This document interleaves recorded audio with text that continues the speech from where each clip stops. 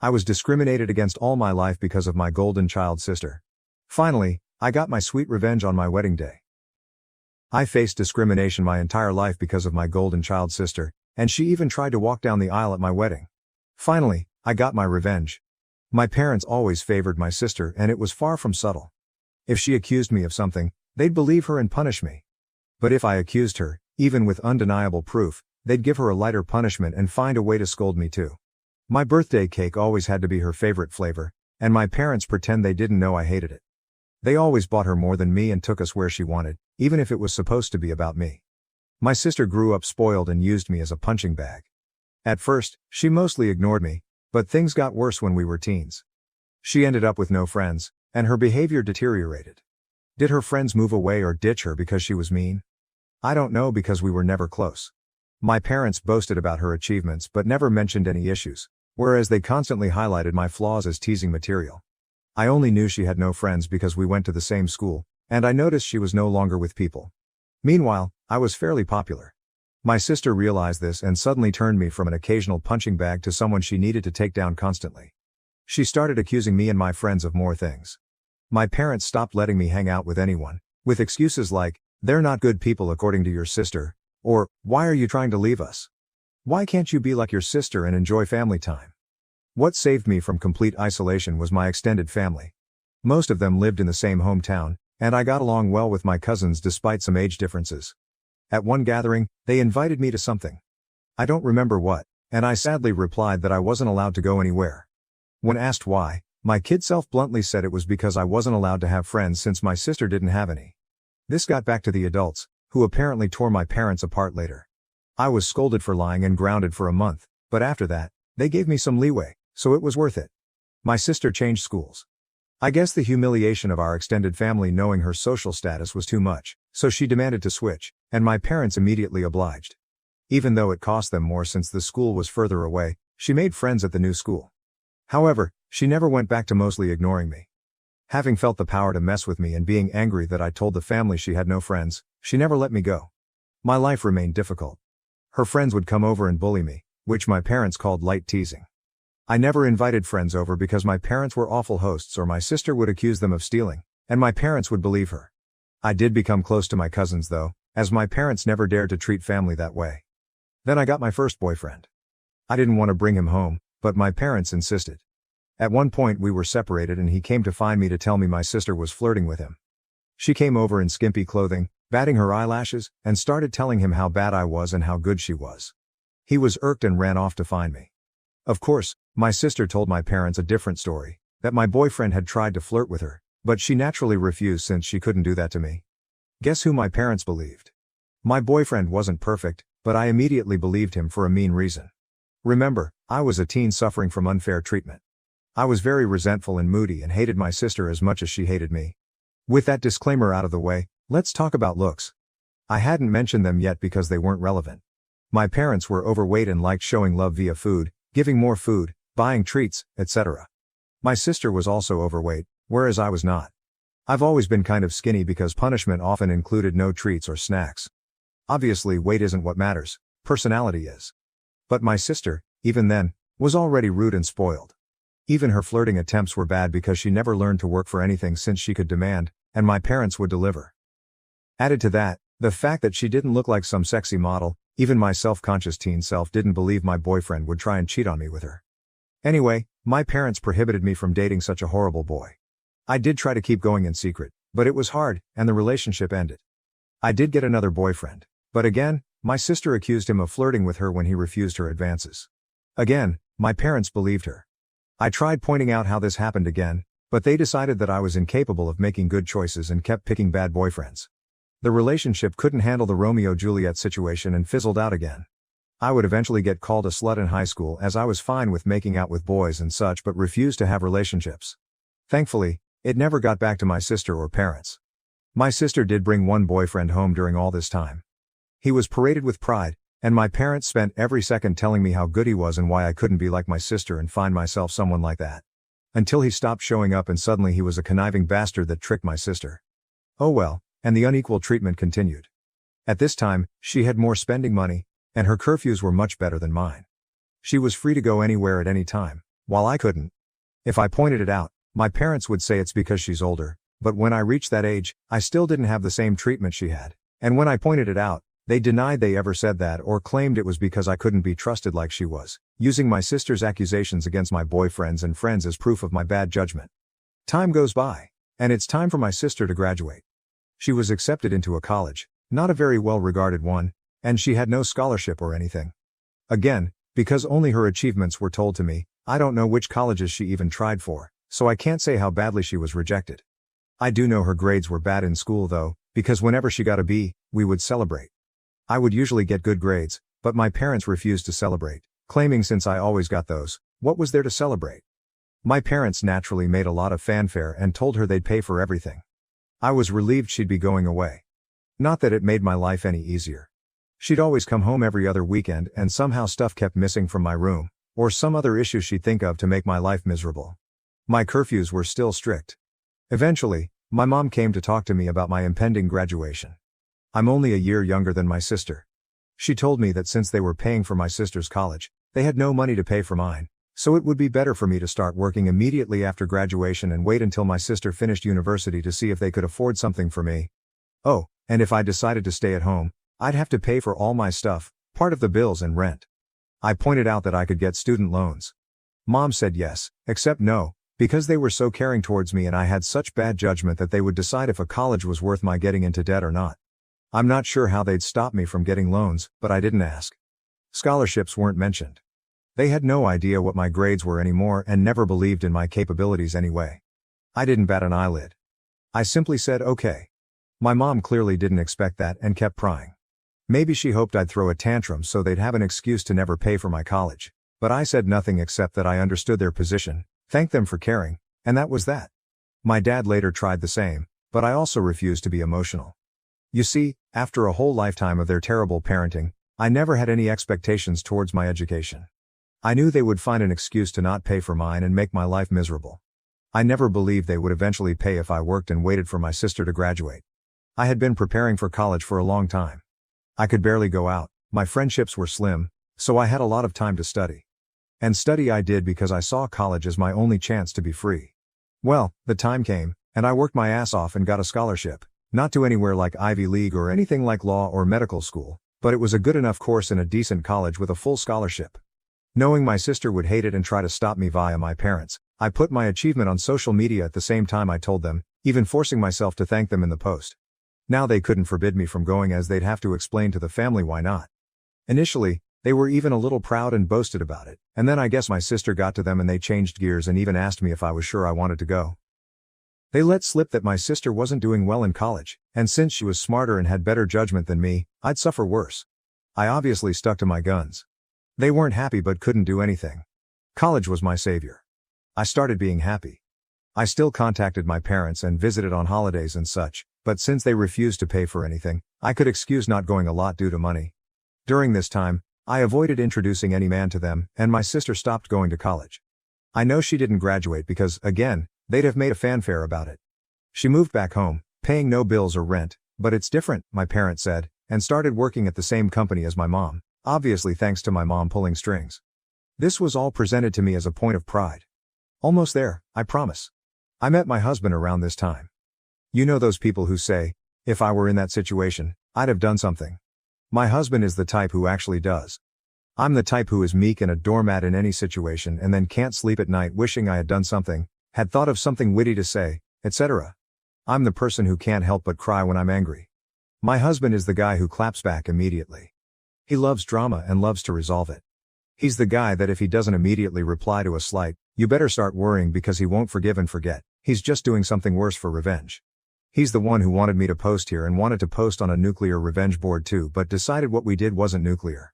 People were baffled that I got together with him, but just because I was incapable of acting like him due to my upbringing, it didn't mean I didn't like it.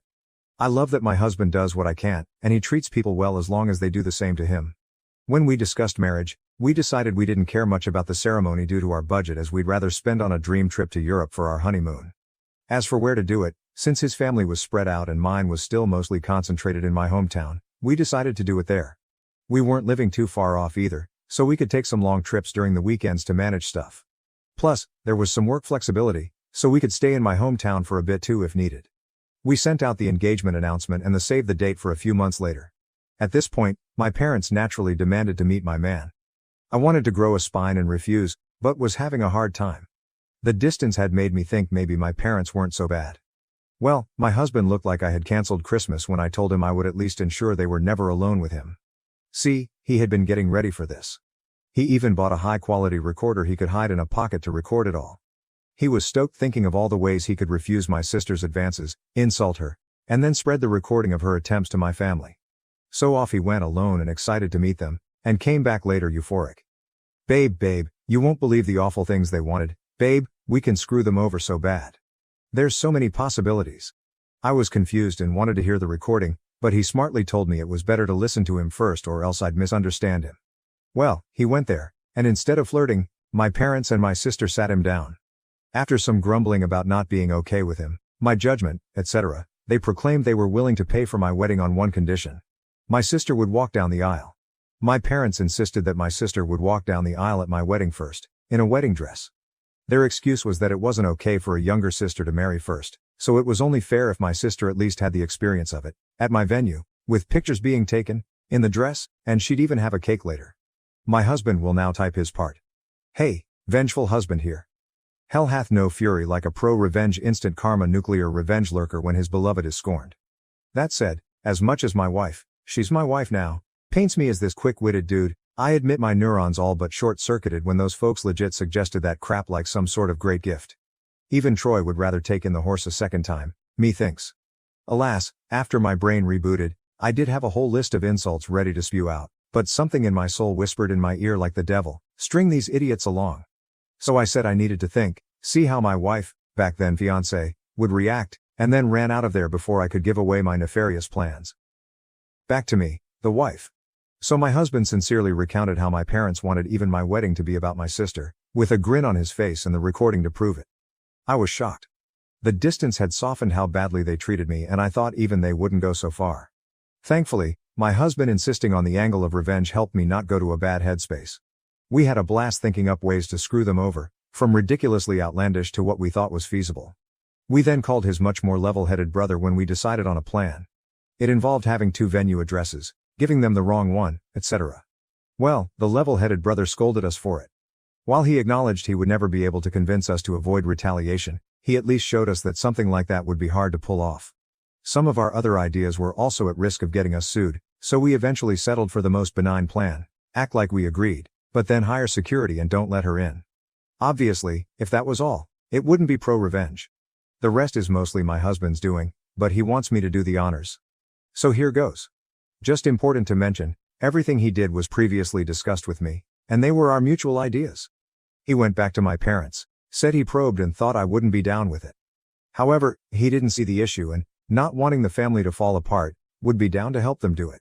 He pointed out that I don't like conflict, so if I was surprised with it I might not throw a tantrum in front of all the people. On the other hand, marriage is a big thing, so who knew if I'd lash out. Thus, he suggested a compromise.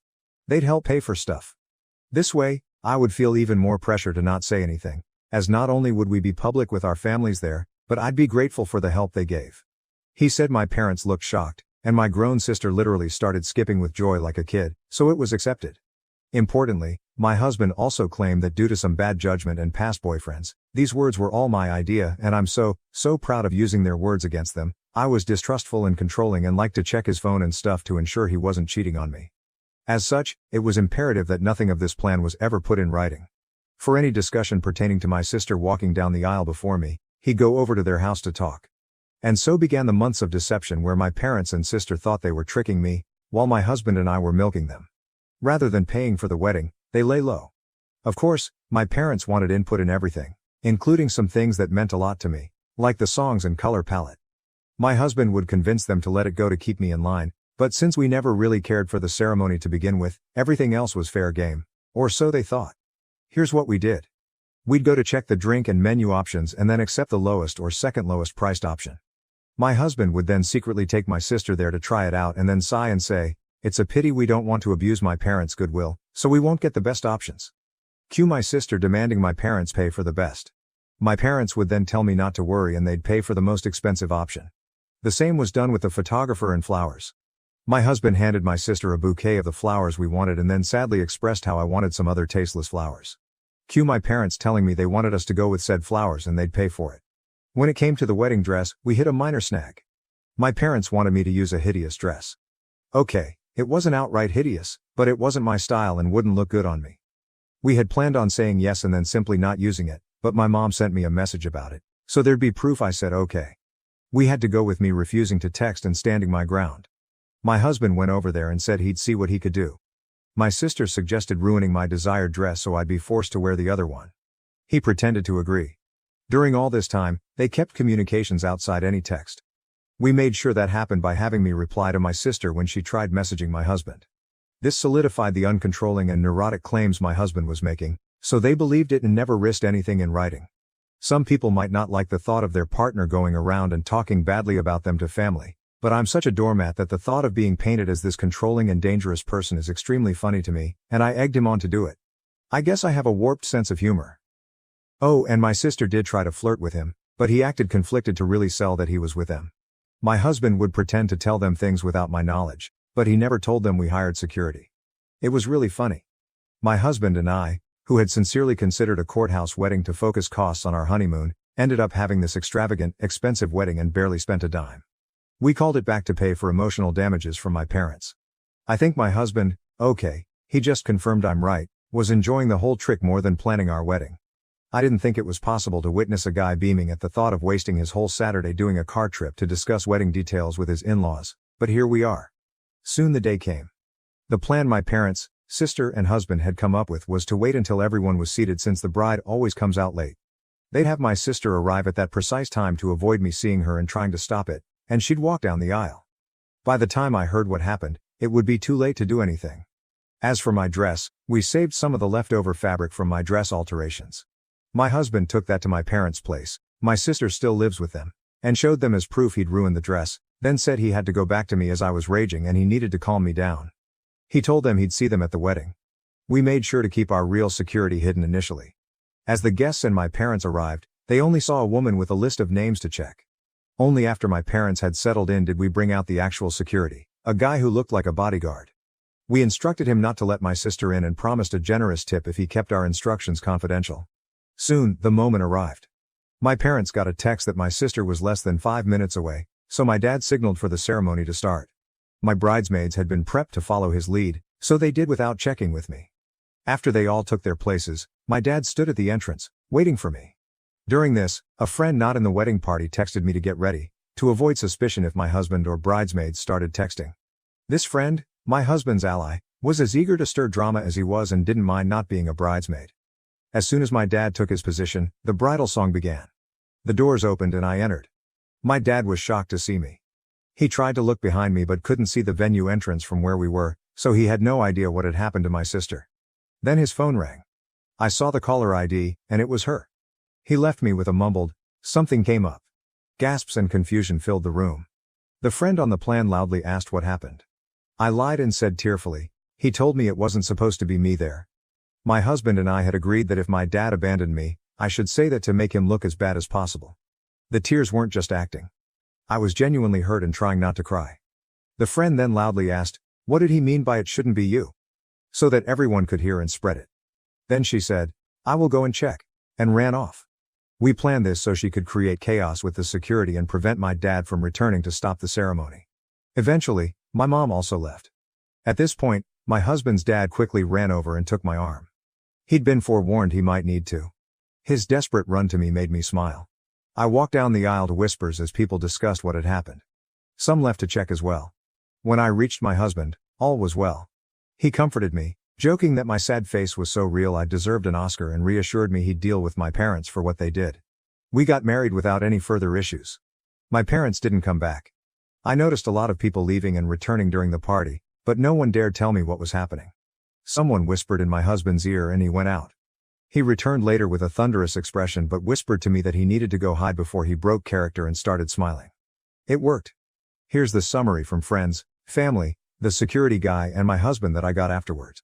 My sister arrived in a wedding dress. The security refused to let her in as we had agreed. He told her she must be at the wrong venue because there was already a bride. Yes, we tipped him very well as promised. My dad tried threatening him with the police, claiming he'd never heard of him, so he couldn't be working there. The security agreed to call the police since he was hired by us and was just doing his job. My dad realized it would be too late and tried to demand that he let my sister in. At this point, the friend came over, started shouting and insulting my sister, and asking what was going on, basically stalling. My mom soon arrived, followed by others. By then, the wedding plan was ruined. All my parents could do now was damage control, as everyone who learned about it was horrified they'd try to pull it off. People started screaming and berating them. The three naturally said it wasn't a secret and blamed my husband. When he was called over, my husband put on his best confused look and denied everything. To quote him, "Gaslight, gatekeeper, girl boss, LOL." He denied ever agreeing to such a ridiculous plan. When they insisted he demanded proof, and of course, they couldn't provide any. All the text exchanges they could show were about normal wedding decisions. My sister was crying and apparently sat on the floor kicking her legs like a child. My dad looked like he wanted to hit my husband, but security and other people held him back. Naturally, they claimed they had no proof because my husband told them not to text. My husband laughed and said, "Wow, how convenient, huh?" Then he repeated, "Why would I ever agree to something so messed up?" He ripped into them about being terrible parents and said he wasn't going to let their stupid plans and lies ruin his wedding, then went back to me. No one believed them. The venue had cameras, but they wouldn't show me the recording as it was only for security purposes. However, some people filmed parts of it. Watching my parents and sister get torn apart by everyone who came out to see the drama was delightful. After years of being accused of things and not being believed, seeing them get a taste of their own medicine was one of the best wedding gifts. My mother was crying, my dad kept changing from purple to white, and my sister was still on the floor crying and screaming. They kept insisting that my husband was in on it, but people kept asking why he would agree, why there was no proof, and why they wanted my sister to do this at my wedding. They had no good answers. Eventually, they were told to leave and had no choice but to do so. My dad apparently had to drag my sister up as she refused to leave the ground. Again, people said nothing to me all night. I guess they wanted to spare me, and maybe it's because I was the bride and not just a guest for once, but it did feel like everyone was making an extra effort to be nice, positive, and excited about everything. My husband says all the expensive food and drinks they were eating certainly helped, LOL. We had a blast. My husband kept up the forced angry face for only a short while before breaking out in smiles again. After that, we went to the hotel to catch some sleep before heading off on our honeymoon. Speaking of which, my parents did try to pay for our plane tickets, but we thought that was risky as they could try to cancel them or something, so we refused. Since then the three of them have tried to contact me. I've refused calls because my husband insisted on keeping a paper trail, a smart move because my sister eventually messaged me. I won't repeat what she said as it was very unhinged and didn't make much sense, but the important part was that she blamed me for her humiliation. Called my husband a two-faced snake who fooled them for months. He wants to print and hang that on our wall, LOL. And hoped, but was also certain, that I'd get cheated on by him. She even suggested he was cheating on me with her. My husband took my phone, screenshot the call logs, my sister's messages and some messages from my parents demanding I pick up the phone, and sent it all to our family group chat. He also sent screenshots of messages to him where they called him names and threatened him, but he kept up the "you're delusional, I never agreed to anything" shtick and even threatened to sue them for defamation and harassment. He wrote a message in the group chat begging my family for help as I was now being harassed by them constantly. He pleaded with them to stop my parents and sister from ruining our honeymoon after they failed to ruin our wedding. He ended with a request that they not share our locations to prevent my parents from sending my sister over and claiming he had somehow agreed to pretend to sleep with her in our honeymoon suite, LOL. My family assured him they'd handle it, and since then, we've had peace. My husband is a bit disappointed that my sister didn't disobey so he could call her out again while tearing her a new one. We'll see if the peace lasts. All in all, while I would have preferred a normal, loving family at my wedding, at least for once in my life they not only failed to ruin something meaningful to me, but I got back at them. Extra info: do I know why they treat me like this? I've been asked this question a lot, so I assume you all will wonder the same. I've pondered this all my life and still don't know. I tried asking when I was young, but they denied any difference and scolded me for being spoiled, so I stopped trying. I've considered many possibilities, but based on my observations I think it's this. I was unplanned.